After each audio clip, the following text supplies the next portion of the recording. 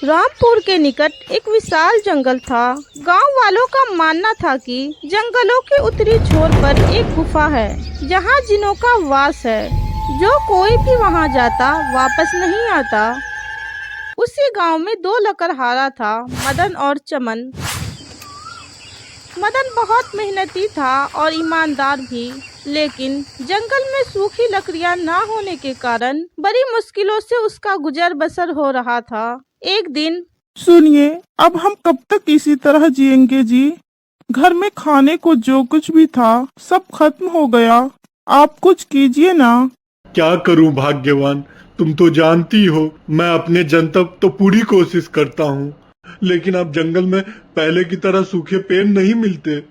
हे भगवान, अगर ऐसा ही चलता रहा तो हम भूख से ही मर जाएंगे। पता नहीं भगवान हमारी कब सुनेगा। तुम परेशान मत हुओ, मैं जंगल जाता हूं, देखता हूं शायद कुछ सूखे पेड़ मिल जाए।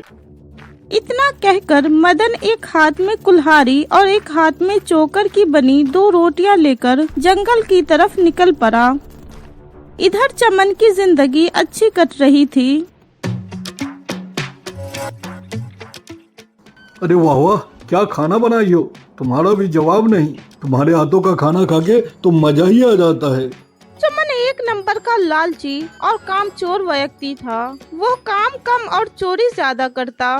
जंगल में मदन को आज ढेर सारी लकड़ियां मिल गई। वो बेहद खुश हुआ। आज तो ढेर सारी लकड़ियां मिल गई है, इसे बेचकर मैं अच्छा पैसा कमाऊंगा। चलो अच्छा है, माला बहुत खुश हो जाएगी। मदन यह सोच ही रहा होता है, तभी वहाँ चमन आ जाता है। अरे क्या बात है मदन, आज तो तूने बहुत सी लकड़ियां जमा कर ली भाई। हाँ भाई, भगवान की कृपा है, आज मुझे बहुत सी सूखी लकड़ियां मिल गई। अरे लगता है मुझे खाली हाथ ही जाना पड़ेगा मदन। ऐसा क्यों सोचते हो भाई? अरे जंगल की सारी लकड़ियां तो तूने इकट्ठी कर ली भाई। अरे चमन भाई, निराश क्यों होते हो? इतना बड़ा जंगल है, तुम्हें भी सूखे पेड़ मिल जाएंगे। अरे भगवान करे तेरी बात सच हो। इतना कहकर चमन वहाँ से जंगल की ओर चला गया।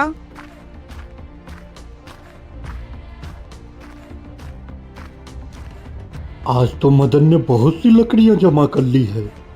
चलो अच्छा है, आज मुझे काम करना नहीं पड़ेगा। मदन की सारी लकड़ियां मेरी होगी।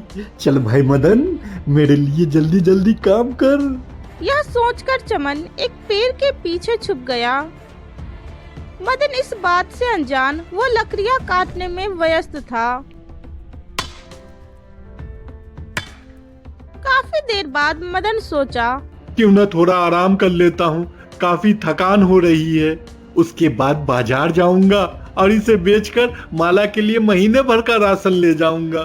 अपनी माला खुश हो जाएगी। मदन यह सोचकर एक पेड़ के नीचे बैठ जाता है। ज्यादा थकान होने के कारण उसे नींद आ जाती है। ये देखकर चमन बोला, अरे वाह वाह मदन, आज तो तूने बहुत मेहनत कर ली भाई। लेकिन तू चिंता मत कर, मैं तेरी इन लकड़ियों का बहुत अच्छे से ख्याल रखूंगा।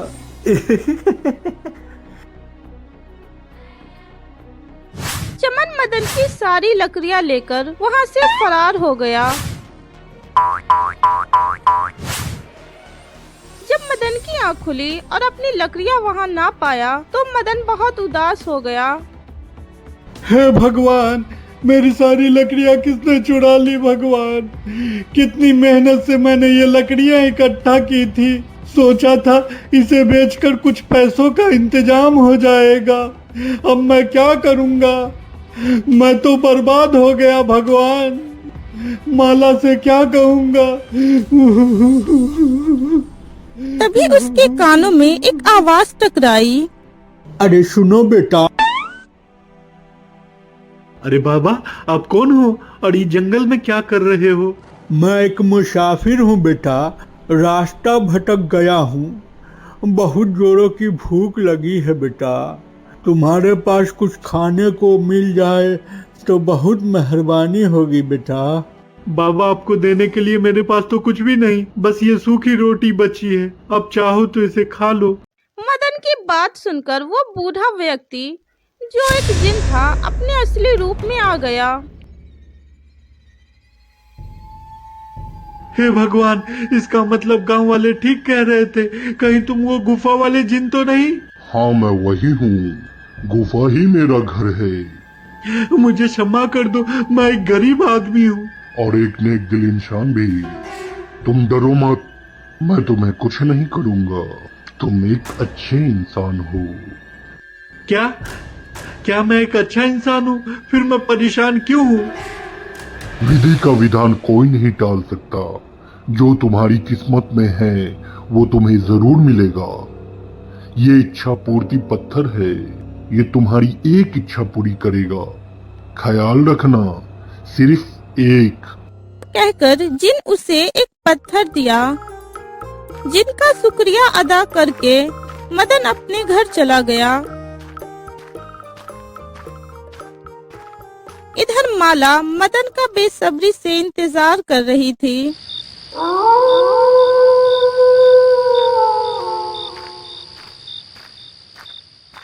आप कहाँ रह गए थे? मैं कितना डर गई थी। मैंने कहाँ कहाँ नहीं ढूंढा आपको। आप ठीक तो है ना? चिंता की कोई बात नहीं, मैं ठीक हूँ भाग्यवान। क्या हुआ जी? आज भी आपको लकड़ियाँ नहीं मिली? लकड़ियाँ तो नहीं मिली, लेकिन ये पत्थर लाया हूँ। पत्थर? भला पत्थर का मैं क्या करूँगी? अरे ये एक इच्छा पूर्ति पत्थर है, मुझे जिन ने दिया है। इससे तुम जो मांगोगी वो तुम्हें मिलेगा। देखो। जी सच में ये हमारी इच्छा पूरी करेगा? अरे आजमा के देख लो भाग्यवान। इतना कहकर मदन ने माला को वो पत्थर दे दिया। माला ने वो पत्थर को एक चावल के ड्राम में रखी और बोली, ये इच्छा पूर्ति पत्थर, हम चावल के एक एक दाने के लिए तरसे हैं। मेरी इच्छा है कि हमें इतना अनाज दे जो कभी खत्म ना हो। माला का इतना कहना था कि चावलों से वो बर्तन भरने लगा। हाय दैया, ये तो सचमुच काम कर रहा है जी। देखिए ना, बाहर भी गिर रहा है। हाँ भाग्यवान, देख रहा हूँ। जल्दी से उसे ढको, नहीं तो पूरे घर में भर जाएगा। माला ने उसे जल्दी से ढक दिया। इतने सारे चावल क्या करेंगे जी? इसके बारे में कल सोचते हैं। अभी तुम जाओ और इसे गर्मा गर्म बना के लाओ। मैं क्या सोच रही थी, अब तो हमारे पास इच्छा पूर्ति पत्थर है, क्यों ना हम इससे सोने हीरे जवाहरात मांग लेते हैं। अरे मेरी भी इच्छा है भाग्यवान कि तुम हीरे मोती पहनो, लेकिन ये पत्थर अब हमारे किसी काम के नहीं भाग्यवान। जिन ने कहा था ये केवल एक ही इच्छा पूरी करेगा। इसका मतलब यह पत्थर बेकार है। आपने पहले क्यों नहीं बताया? मैं इससे हीरे मांग लेती। अरे तुमने जो मांगा है वो क्या हीरे मोती से कम है? तुमने तो अनाज मांगा है भाग्यवान, जो कभी खत्म न हो। हम इसे खाएंगे भी और बेचेंगे भी। देखना, हम बहुत जल्द अमीर हो जाएंगे भाग्यवान। मदन ने ऐसा ही किया। वो चावलों को बाजार में लाला राम को बेच देता है। कुछ ही दिनों में मदन ने चावल बेचकर बहुत धन इकट्ठा किया। उसने अपना एक अच्छा सा घर बनवाया और एक गोदाम भी, जहां वो चावल खुद ही बेचने लगा। एक दिन मदन जब अपने गोदाम से लौट रहा था, तभी उसे चमन मिला। अरे भाई मदन, पहचाना? मैं चमन। तुम्हारी तो किस्मत ही बदल गई भाई।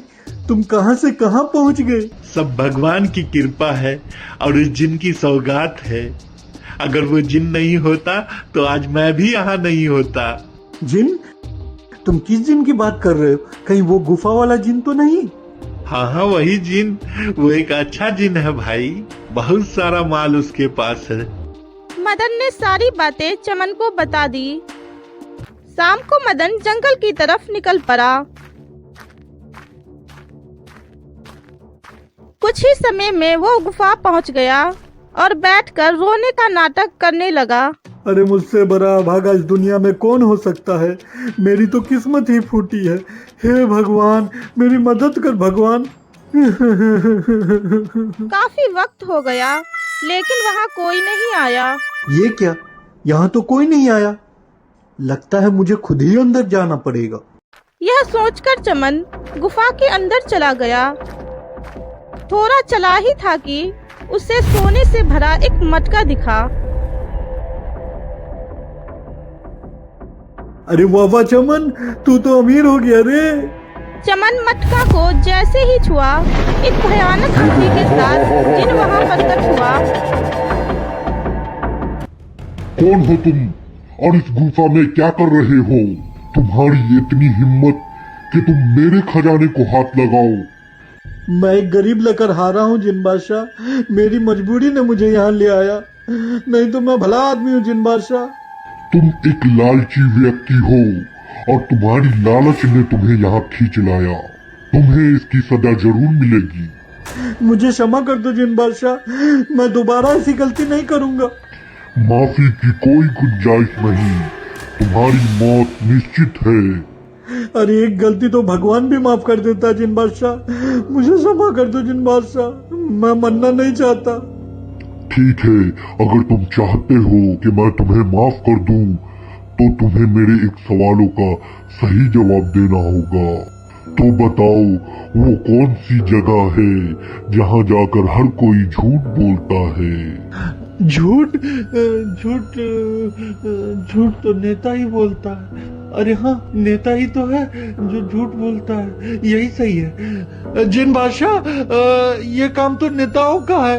वो हर जगह जा जाकर बस झूठ ही तो बोलता है। कहता है मैं तुम्हारी गरीबी दूर कर दूंगा, बड़े बड़े वादे तो करते हैं लेकिन पूरा नहीं करता जिन बादशाह। सवाल ये नहीं था कि झूठ कौन बोलता है, सवाल तो ये था कि किस जगह पर अधिकतर लोग झूठ ही बोलते हैं, और उसका जवाब है कोर्ट। कोर्ट ही एक ऐसी जगह है जहां जाकर हर अपराधी खुद को निर्दोष ही कहता है। तुम्हारा जवाब गलत था, लेकिन बुरा भी नहीं, इसलिए मैं तुम्हें जीने का एक मौका देता हूँ, लेकिन तुम्हें वादा करना होगा आइंदा ऐसी गलती नहीं करोगे। अरे मैं वादा करता हूँ जिन बादशाह, मैं जीवन में कभी ये पाप नहीं करूंगा, हमेशा मेहनत और ईमानदारी से काम करूंगा।